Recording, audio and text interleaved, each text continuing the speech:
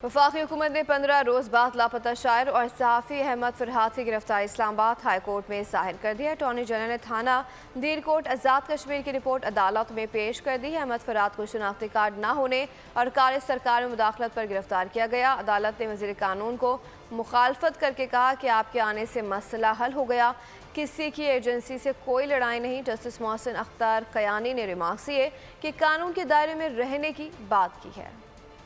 हुकूमत ने 15 रोज बाद लापता शायर और सहाफ़ी अहमद फरहाद की गिरफ्तारी इस्लामाबाद हाई कोर्ट में जाहिर कर दी। थाना धीरकोट आज़ाद कश्मीर की रिपोर्ट भी सामने आ गई। अहमद फरहाद की बाजियाबी से मुतालिक केस की समाअत इस्लामाबाद हाई कोर्ट में हुई। अटॉर्नी जनरल ने अदालत को बताया अहमद फरहाद गिरफ्तार और पुलिस कस्टडी में है। रिपोर्ट के मुताबिक अहमद फरहाद को APC 186 के तहत गिरफ्तार किया गया। FIR के मुताबिक अहमद फरहाद सुबह 7 बजे आज़ाद कश्मीर में दाखिल हो रहे थे। दौरान चेकिंग अहमद फरहाद शनाख्ती कार्ड नहीं दिखा सके। कार सरकार में मुदाखलत के जुर्म में गिरफ्तार किया गया। अदालत ने वजीर कानून को मुखातिब करके कहा आपके आने से मसला हल हो गया, किसी की एजेंसियों से कोई लड़ाई नहीं। जस्टिस मोहसिन अख्तर कयानी ने रिमार्क्स दिए कानून के दायरे में रहने की बात है। जराये का कहना है अहमद फरहाद एक और मुकदमे में मतलूब हैं, इसलिए उनको मुजफ्फराबाद पुलिस के हवाले कर दिया गया है।